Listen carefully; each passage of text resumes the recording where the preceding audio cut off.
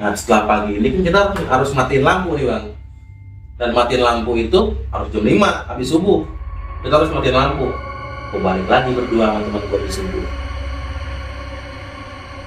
Kan lobby itu belum ada kaca, masih triplek. Nah depan lobby itu, di depan triplek itu ada pasir, dalamnya semen, di dalam gedung semen. Itu pasir kalau dilempar ke triplek, ser. Nah itu yang gue rasain loh. Itu nongol ikan di permukaan, ikan mas itu nongol warna merah. Ikan mas itu nongol permukaan. Itu di jala bang. Kalau kita lihat tinggi jala itu harus kena dapat bang. Ini enggak, pas diangkat nggak ada apa-apa. Nah itu kang genset ini setelah tuh orang menjalak itu pulang balik ke bedeng, tinggal gua sama tukang genset. Tukang genset ini dapat narik itu ikan emas. Itu samping gua bang, ditarik ke atas, ngedip matanya bang ikan emas. Halo, balik lagi bersama gue Riko, gue Rama di Brokis Lu. Pada episode kali ini masih bersama Bang Ipai. Halo bos. Halo, semangat. Mantap. Ipai masih saja bercerita tentang pengalaman misterinya dia yang membuat merinding di sini kan. Buat Brother Brokis, sekali lagi jangan lupa buat subscribe, like, share, dan komennya, dan jangan lupa nyalain loncengnya biar nggak ketinggalan video-video kita selanjutnya. Dan biar kita tetap juga nih semangat terus ya bikin Semangat videonya. Dan buat Brokis yang ingin bercerita, berbagi ceritanya, dapat menemui di Instagram kita atau email di bawah sini. Betul. Sebelum kita lanjut ke cerita berikutnya, langsung ke sesi Brokis, obrolan kisah misteri.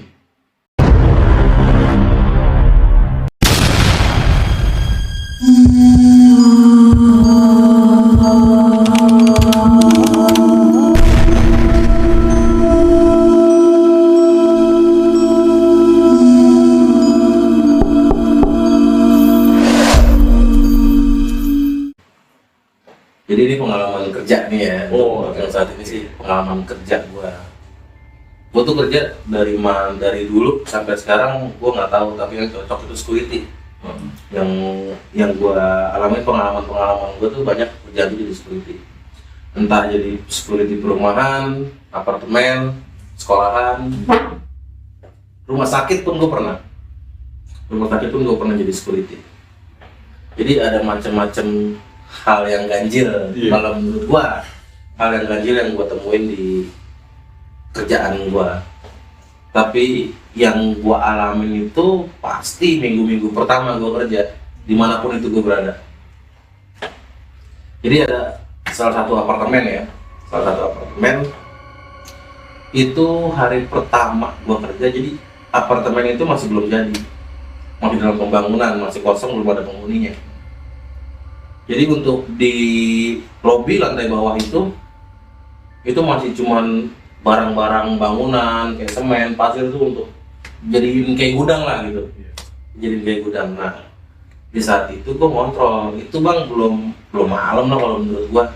Masih jam 10-an, 10, setengah 10 lah. Belum terlalu malam banget ya. Itu gua ngontrol berdua lah sama kawan gua. Gua ngontrol berdua. Memang bos gua minta kontrol gua itu sampai ke lantai 3. Dari basement, lobby, 1, 2, 3 itu yang harus gua kontrol. Nah, yang pertama gua kontrol itu lobby, baru gua naik ke atas, baru turun ke basement.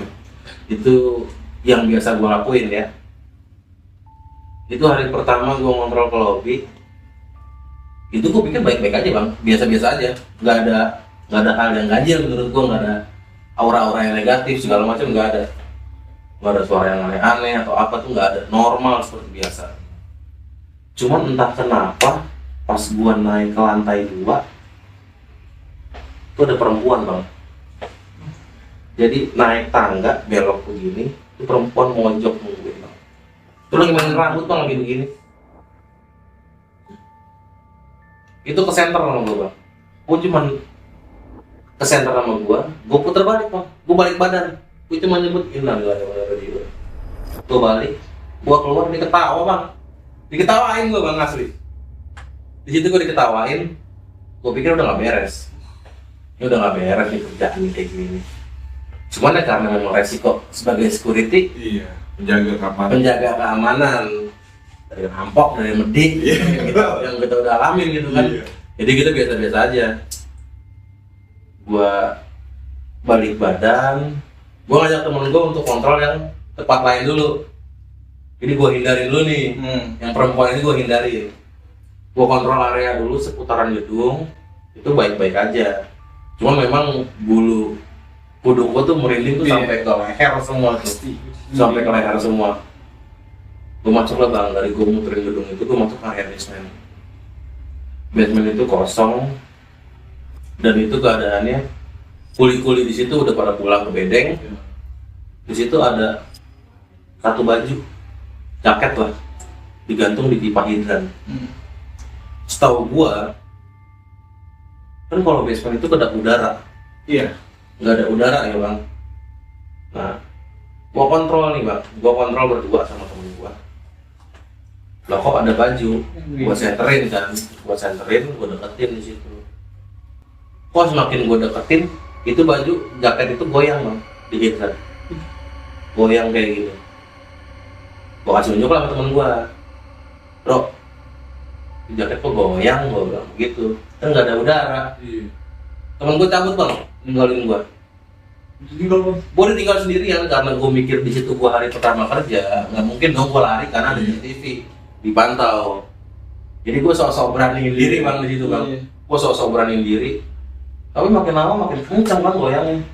Di situ gua nggak kuat. Itu kayak aura panas di sekitar gua tuh panas sih dibilang. Di situ gua cuma jalan cepet bang. Gua jalan cepet, ada yang nimpuk. Udah di situ baru gua lari. Itu ada main benda gitu bang. Ditimpuk gua bang. Ditimpuk nggak, entah itu kerikil entah apa. Pokoknya ada suara tok kayak batu jatuh gitu. Kayak orang nempong, kayak orang nyambit tuh gimana sih? Medek lah gitu. Iya kayak gitu bang. Hanya merinding. Di situ. Itu hari pertama ya? Itu hari pertama gua kerja. Itu makanya gua mikir udah nggak beres, udah ganjil gitu kan. Cuman karena niatan kita kerja buat nyari nafkah buat orang rumah gitu ya, kita lakuin, kita jalanin. Hari pertama gua lewatin itu gua nggak tahu badan gua ngedrop sadarnya 2-3 hari, tapi gua masih tetap masuk kerja. Gua paksain untuk gua kerja, dan semakin gua paksain gua semakin ngeliat jelas hal-hal yang aneh di situ. Jadi dia tuh punya danau buatan di situ, Gue pernah ngeliat ikan emas segede, dibilang orok, bukan anak orok, satu ukuran anak umur 1 tahun lah bang. Itu ikan emas. Udah berapa kilo udah medit itu? Itu ikan emas, tapi ngedip bang. Di lain hal itu ngedip ikan emas ini. Gue pikir di situ makanan nih, wah ini tempat bukan tempat yang bagus, bukan tempat yang bener gitu. Tempat udah nggak beres. Di situ ya gue pikir ya udah gue jalanin aja, gue ikutin kerja sini. Pos penjagaan gue itu depan gedung, belakang danau, kanan kiri itu masih lahan kosong, masih kebun. Itu kayak model diketawain, timpahin. Makin lama makin biasa bang gue ngerasainnya. Cuman ada satu kejadian dibilang kayak ketawa kuntilanak, tapi kayak ketawa, abang pernah tahu nggak ayam ketawa? Iya. Nah, suaranya kayak gitu bang, suaranya kayak ayam. Tapi itu ada pohon, gue nggak tahu itu pohon apa. Jadi pohonnya lurus, tuh daun-daunnya cuma ada di atas doang. Itu dioyakin bang. Jadi pos gue ini tuh nyatu sama tiang si pohon itu, tiang pos gue tuh sama pohon ini nyatu tuh bang, deket-deketan, jadi geser.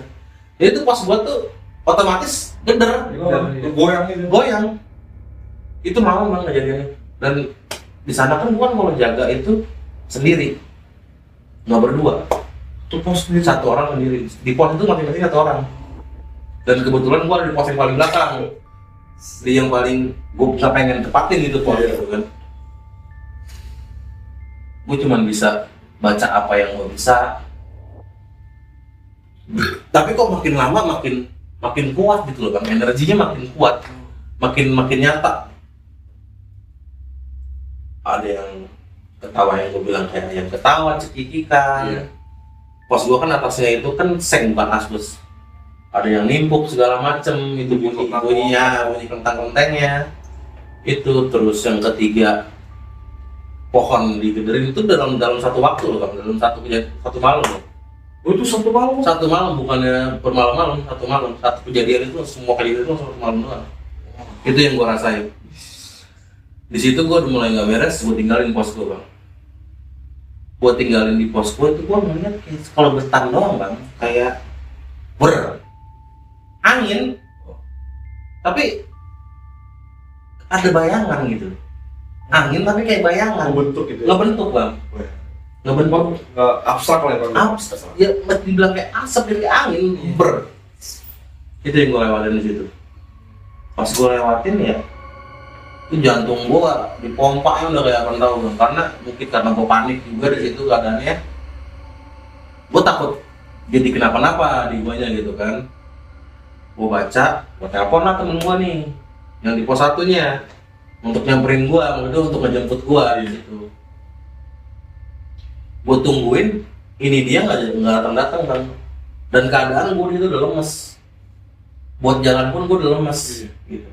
Karena gangguan-gangguan yang tadi gue rasain tuh buat gue lemes badan gue tuh kayak nggak ada, kayak nggak ada tenaga gue bang. Tadi juga habis nyari dulu. Gue nggak ada tenaga di situ. Gue cuma bisa nelpon dan brengseknya itu kawan gue ini lama jemput gue. Itu hal-hal yang itu makin jadi. Jadi ada satu pohon rengas bang di situ yang gue nggak tahu ya itu udah lama apa enggak. Itu pohon gede.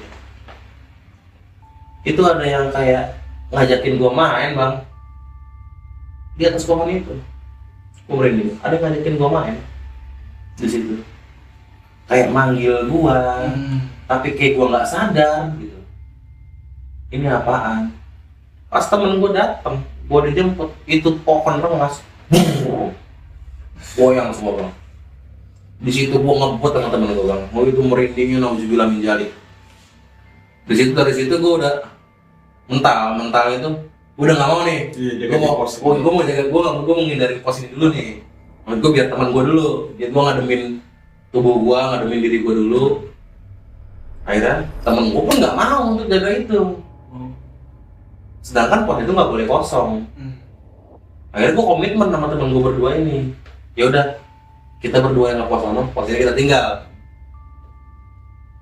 Kata temen gue, kita sambil mancing aja biar nggak bosen. Kata temen gue begitu. Gue sambil mancing bang di situ. Yang gue kaget itu di belakang gue bang. Allah Akbar, itu bentuk wajahnya tuh nggak jelas. Dibilang hancur tapi rada hitam bang, rada kayak gosong. Jadi gue lagi mancing dapet, gue angkat, ini gue mau taruh nih bang di plastik. Ini kan otomatis gue nengok. Ini pas gue nengok nih ada gue nggak tahu ini apa, tapi gosong. Lo ngelirik gitu? Gue lirik aja. Itu otomatis gue ngelirik, gue melepas ngelikan, gue naruh. Nah ini gue ngelirik di sini. Dari sini gue jingkrak bang, gue loncat di situ. Gue loncat, gue kaget, gue cabut sama temen gue. Gue bilang malam ini nggak beres. Udah kita tinggal, itu pancingan semua gue tinggal segala macem. Kopi, gelas semua gue tinggal semua. Gue cuma bawa badan sama HP sama temen gue berdua, gue kabur ke kosan. Itu bener-bener, waduh. Hati gue tuh udah merasa nggak enak, cuman karena tanggung jawab kerjaan kita harus ngelakuin gitu kan. Kita harus jalanin. Iya, kita harus profesional gitu kan. Gue jalanin, cuman dengan pas gue ngeliat si ini, ya gue cabut, gue nungguin pagi. Nah setelah pagi ini kan kita harus matiin lampu nih bang. Dan matiin lampu itu harus jam 5 habis subuh. Kita harus matiin lampu. Gue balik lagi berdua sama teman gue habis subuh. Gue balik lagi berdua. Itu kayak ada yang lagi mainin pasir bang di gedung. kan lobby itu belum ada kaca, masih triplek. Nah, depan lobby itu di depan triplek itu ada pasir, dalamnya semen, di dalam gedung semen. Itu pasir kalau dilempar ke triplek, ser. Nah, itu yang gua rasain loh. Itu yang gua rasain. Ser. Tapi gua cuek. Gua berusaha untuk cuek, gua berusaha untuk nggak ngehirauin dia. Ya itu balik lagi ke pohon yang tadi. Pohon pengasnya itu. Pohon pengasnya itu. Itu gua ngeliat perempuan lagi gelantungan di situ bang. Lagi uncang-uncang angin, abang tau kayak gini. Lagi begini bang. Itu di pohon. Di situ gua makin nggak kuat. Gua cepat matiin lampu, gua cabut. Gua nungguin pagi. Gua pulang, gua bilang sama bos gua, Pak, pos tolong dipindahin, jangan di situ. Tapi tetap nggak bisa, karena memang harus penjagaan di situ, nggak boleh dipindahin segala macam. Jadi kita nggak mau ngambil Resiko. gitu kan. Cuman gua juga nggak mau kalau tiap malam gua di situ gitu loh, dengan gangguan-gangguan yang gua rasain gitu loh. Gua nggak mau kayak gitu. Tapi memang tuntutan kerjaan, tapi sih untuk setelah gua lewatin seminggu pertama gua kerja, alhamdulillah sih bang, gua udah nggak diliatin dengan makhluk-makhluk seperti itu. Cuma kalau untuk gangguan kayak ketawa, cekikikan, dan panen itu udah kebiasaan buat gua. Udah jadi alur yang gua kerja. Gua mikir di situ. Ya udah oke. Gua cuma bilang, gua kerja di sini, tolong bantu gua, jangan ganggu gua. Gua cuma bilang kayak gitu. Alhamdulillah di situ gua nggak pernah namanya ada gangguan lagi. Gangguan itu maksudnya yang gue lihat langsung yang gue lihat langsung di tempat itu. Cuman kalau untuk gangguan kayak ketawa, gangguan yang nimpang segala macem, itu gue jalanin dengan biasa aja jadinya, jadi gue cuekin aja. Alhamdulillahnya di situ untuk yang di apartemen loh bang, itu benar-benar pengalaman gue paling gokil, paling horor menurut gue bang. Iya, ada pasir kan, strike. Sadis tuh. Tapi ini yang tadi lu bilang lihat ikan mas yang matanya ngedip pas saat lu mancing atau emang pas lagi ngobrol lewat? Jadi ada tukang genset di situ. Tukang genset yang ikut mancing juga bang gua. Jadi tuh kalau malam tuh kadang-kadang pekerja kuli-kuli itu ngabisin waktu malam kadang-kadang pada mancing di situ. Cuman keadaannya di situ gua sendiri di belakang di pos yang gua jaga itu ada kuli 2 orang sama tukang genset 1 orang. Nah yang 2 orang ini, yang kuli ini dia ngejala. Kan di center sama dia, di bawah center. Itu nongol ikan di permukaan, ikan mas itu nongol warna merah. Ikan mas itu nongol permukaan. Itu di jala bang. Kalau kita lihat di jala itu harusnya kena dapat bang. Ini enggak, pas diangkat enggak ada apa-apa. Nah itu tukang genset ini setelah tuh orang ngejalan itu pulang balik ke bedeng, tinggal gua sama tukang genset. Tukang genset ini dapat narik itu ikan emas. Itu samping gua bang, ditarik ke atas, ngedip matanya bang ikan emas. Diturunin lagi tuh ikan, kabur dia. Pancingan dibawa, cabut, udah. Gua dibilangin, ayo balik ke pos. Gua balik lagi ke posku. Untungnya dia mau nemenin gue di pos, jadi gue nggak merasa takut sendiri bang. Untung ada temennya, jadi gue ada teman buat ngobrol segala macam untuk ngilangin rasa takut gue gitu di situ. Itu ganjil banget sih menurut gue. Kok bisa ikan itu ngebit? Jadi awal lu digabungin segala macam. Iya, ikan di situ dari situ bang. Dari si orang itu nangkep. Wah, yang ikan ngedip ikan kan bulat, makanya kan nggak ada kompak. Iya, kagak juga. Bahkan dia sendiri pun kaget. Itu ikan ngedip, makan langsung diturunin. Itu pun nggak dilepas bang kayaknya. Diputus talinya sama dia. Dia nggak mau ngambil resiko mungkin ya. Dia mungkin nggak mau ngambil resiko. Diputus talinya. Kan udah tahu mungkin kalau dia sampai ikan itu akan terjadi sesuatu hal yang mungkin dia udah paham gitu kan. Langsung disebut itu benang senar pancingnya di sudut merokok, putus, pergi gue bang ke pos. Itu di situ. Itu menurut gue bang udah ganjil. Iya. Seumur umur mancing kok ada ikan yang ngedip. Iya. Itu di situ bang. nggak masuk akal menurut gue, nggak masuk logika gitu loh. Oh ikan bisa ngedip di situ, udah pikiran gue ya apa yang penghuni di sini, penunggu di sini gitu loh, sebelum dibangun jadi gitu kan, apa emang ini penunggu sini mewujudkan sebagai ikan atau apa gitu, gue nggak ngerti gitu kan. Cuman ya gue menghindari itu, jangan sampai kejadian ke belakangnya nanti, warga lah atau apa gitu kan, jangan sampai makanya dilepasin di situ. Dan gue juga pernah punya pengalaman di sekolahan. Oh, jaga sekolah lu, Bang. Jaga sekolahan. Jadi itu ada 2 gedung, ada kolam renang, lapangan basket, taman. Nah belakang sekolah itu udah kebun bang, itu kebun seluas apapun, udah kebun, udah pohon pisang, bambu segala macam, pohon duren.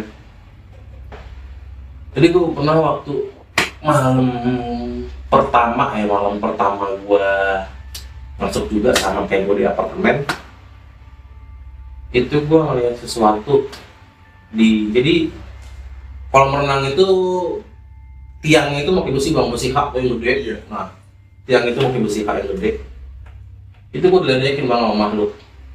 Jadi gue kontrol pertama, gue kontrol ke yang arah kebun, itu nggak ada apa-apa. Cuma memang bulu gue udah gue merasa udah nggak enak gitu. Iya, gue udah ngerasa wah ini nggak beres gitu kan. Cuman gue belum menemukan hal-hal yang ganjil menurut gue.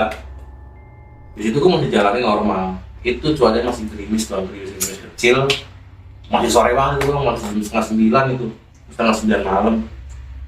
Gue jalan ke arah kolam renang karena ada titik kontrol gue yang di situ.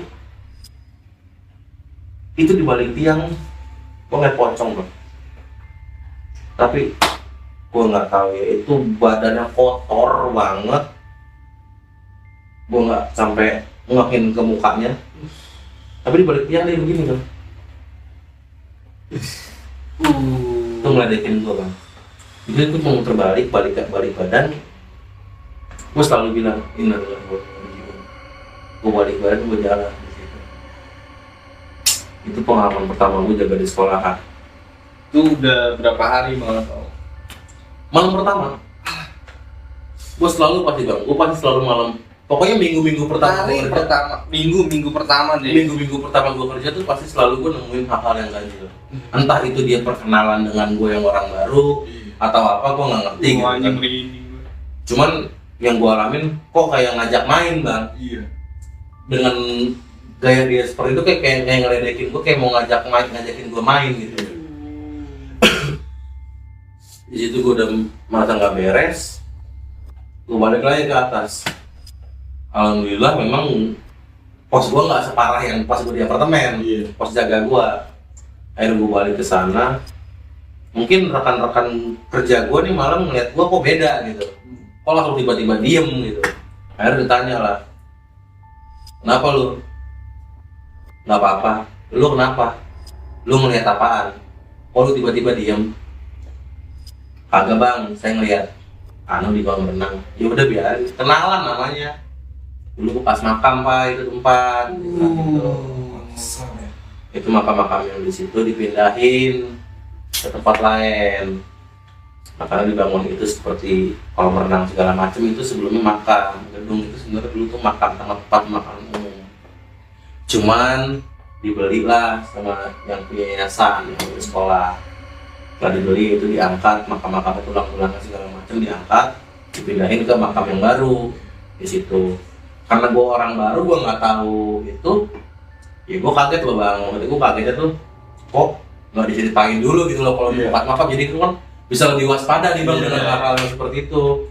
Ternyata memang dia sengaja, orang-orang rekan-rekan gue yang lama ini sengaja, maksudnya biar gue tahu sendiri ada apa aja di lokasi itu dia.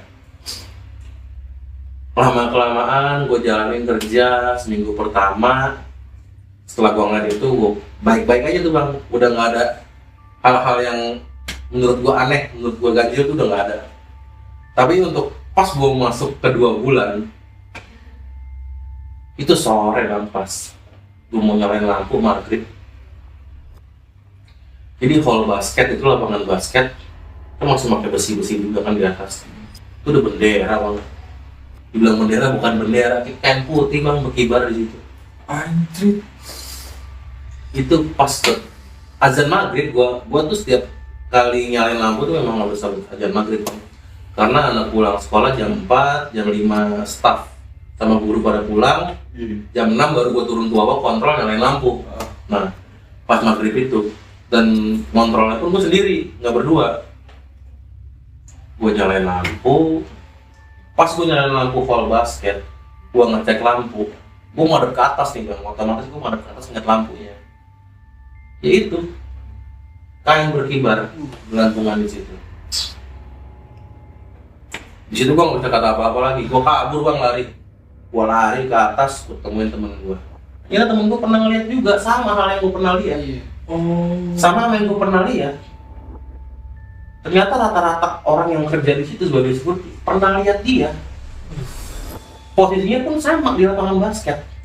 Untuk menunggu situasi. Gua nggak tahu itu penunggu itu asli atau gimana, tapi posisinya di situ terus. Ya sama jawabannya, biar lu tahu sendiri, kata teman-teman gua kayak gitu. Gua nggak nyangkanya tuh, kok bisa selalu dalam posisi gua sendiri. Gua pengen bareng-bareng nih, pengennya gitu loh bang. Kalau gua kan pengennya, gua ngontrol berdua minimal gitu kan. Gua ngeliat dia ngeliat nih gitu kan. Jadi nggak cuman gua doang yang lihat, biar dia juga ngeliat, jadi sama-sama tahu di situ. Itu waktu jaga malam. Jadi gua tuh jaga malam tuh harus tidur di depan lobi bang. Karena kita jagain pintu lobi kan. Pintu lobi kita jagain, gedung tuh kita jagain. Jadi 4 orang kalau nggak salah, 4 orang kita kerja malam itu, 2 di depan, 2 di bawah. Nah gue berdua bang nih sama temen gue di lobi, gue jaga. Kan bangku-bangku tamu, bangku kantin, terus bangku-bangku yang besi nih bang, yang kayak panjang kayak buat rumah sakit gitu. Itu jam 12:30, kan kalau besi ketemu keramik bunyi bang. Kayak diseret bang. Itu bunyi, tapi nggak pindah bang. Itu bangku udah pindah, tapi ada suara kayak bangku diseret. Nggak ada perubahan. Nggak ada bang. Itu bukan gue sendiri yang dengar, teman gue pun dengar. Kenceng banget tuh bang. Kenceng bang suaranya bang. Suaranya kayak benar kayak bangku diseret. Bangku besi diseret ke ubin kan bunyinya kayak apa tau bang? Ngilu gitu, kita ngilu. Itu kita cek, gua kontrol berdua sama dia. Itu bangku nggak ada yang posisinya tetap sama, nggak ada yang geser. Gila ceritanya. Itu, aduh, gua sampai nggak masuk akal di gua bilang, kalau emang jahil, ini bergeser, pindah atau apa gitu. Tapi ini nggak bang, tapi ada suara, tapi itu nggak kenapa-napa. Dan itu kejadian juga sama OB di situ. Di lantai 1. Itu untuk anak SD ya, untuk anak SD sekolah di situ. Gua kontrol itu jam 9, jam 12, jam 3, jam 6 pagi. Terus setiap 3 jam sekali gua harus kontrol di situ. Nah, untuk yang pasti jam 12 ya bang, itu kurang lebih jam 12 lewat gua kontrol. Ada satu ruangan, satu kelas, itu kayak lagi berantem acak-acakan tuh bangku, geser sono sini kayak terbang-terbangan tuh bangku bang. Itu yang gue lihat sampai gue kontrol. Tapi gue gak berani masuk. Gue cuma ngeliat dari luar. Gue sama temen gue berdua cuma ngeliat dari luar. Bang, ini ada bangku kayak dilempar-lemparin. Ada apanya? Ngecek yuk. Temen gue gak mau, karena mungkin dia udah pernah ngerasain kan. Tapi dia gak mau ngomong ada apa-apanya. Udah kontrol biasa aja, dia bilang begitu. Tapi itu makin jelas. Lentang, jeder. Tuh bangku kayak pengen saling lempar bangku. Kejadian besok pagi, gua matiin lampu, nunggu OB yang datang. Gua bilangin, gua nitip pesan, gua nitip taruna. Bang, di kelas 1, kelasnya berantakan loh. Malah ada yang geser-geser, saya bilang kayak gitu. Itu pas dia ngecek, rapi bang. Gak ada yang geser sama sekali. Tapi malam itu kayak ada suara kayak perang sama bangku, lempar-lemparan, iya. Kayak orang lempar sana, ini lempar ke sini. Itu udah kayak apa tahu, meja segala macam. Gue pikir kayaknya wah ini udah acak-acakan nih tempat, udah nggak rapi. Makanya gue ditulisin ke OB gitu, gue bilang maksudnya biar cepet-cepet diberesin sebelum siswa masuk. Betul. Tapi pas dicek sama dia, nggak ada apa-apa, rapi semuanya. Itu yang gue alami di sekolahan itu ganjil banget menurut gue bang. Tapi kesini-sini gue bilang, gue pikir oke gini juga di sekolahan. Maksudnya gangguannya seperti ini gitu kan. Suara-suara. Iya, gangguannya seperti ini. Entah bang, geser suaranya, tapi bangkunya nggak kenapa-napa. Itu jadi gue pernah dapat dari Danro gue nih bang, orang-orang aktif itu dia udah kerja hampir 10 kalau 12 tahun kerja di situ. Dia bilang ada gedung baru itu untuk anak TK. Dulunya rumah bang. Jadi ada suami istri, bukan suami istri sih kalau dibilang jelas. Jadi ada perempuan diambilin sama orang rame-rame bang, sama tongkrongan. Tapi orang yang punya rumah itu dia yang ngampung. Si cewek ini udah hamil, si pelaku ini pernah kabur. Ditampunglah ke rumah si bapak ini, diempanin, anaknya sampai lahiran dibiayain segala macem. Si bapaknya yang meninggal yang ngurusin dia bunuh diri berdua sama anaknya di situ, di rumah itu. Dan itu yang gua alamin memang itu bukan dari cerita gua doang, dari seluruh hampir security di sekolahan itu semua ngerasain. Itu kayak ada anak kecil main kalau malam itu di tangga. Itu kayak bawa bangku diseret-seret sama dia. Tapi anak kecil loh. Anjing merinding lagi. Itu kayak ini kamar mandi sampingnya tangga. Itu temenku kalau mau boker, mau kencing segala macam di situ. Nah, pada waktu kejadian dia dengar suara bangku itu dimainin. Dia ngerasa ganjil. Aja, ini bang kencingnya di wastafel. Saking ketakutannya dia kencingnya di wastafel. Dia bilang, wah nggak beres ini. Dia bilang itu kan ada yang ngajakin main. Dia bilang kayak gitu. Makanya pas gue tahu dari situ, gue tahu historinya itu, gue tahu ceritanya itu, jadinya gue lebih waspada. Jadi gue nggak kaget gitu kan kalau ada yang bangku geser lah di gedung yang baru. Berarti itu kan dia gitu kan. Jadi gue nggak perlu mencari tahu lagi itu siapa, cukup mengetahui aja gitu. Di situ sih yang gue alamin benar-benar gokil bang, orang-orang di situ bang, jahilnya nyata banget buat gue. Pertama kali kita datengin penjaga malam yang ceritanya nggak putus ya. Minggu awal bang, minggu awal Selalu bang. Dan itu pasti selalu badan gue yang ngedrop. Iya pasti kalau benturan yang kali kan. Iya, memang sih katanya juga kalau benturan dengan aura energi negatif ke kita gitu, mungkin kadang kita yang nggak kuat, kita yang jatuh. Iya kaget. Iya, kita yang kaget. Itu pasti memang 2 hari 3 hari itu pasti selalu meriang bang. Tapi karena kebutuhan kerjaan ya udah termasuk aja. Itu aja sih. Kita cuma biasa banget nih gua, parah. Merinding kan, kaki gua sampai lemes deh. Kepala gua ikut merinding. Rambut juga.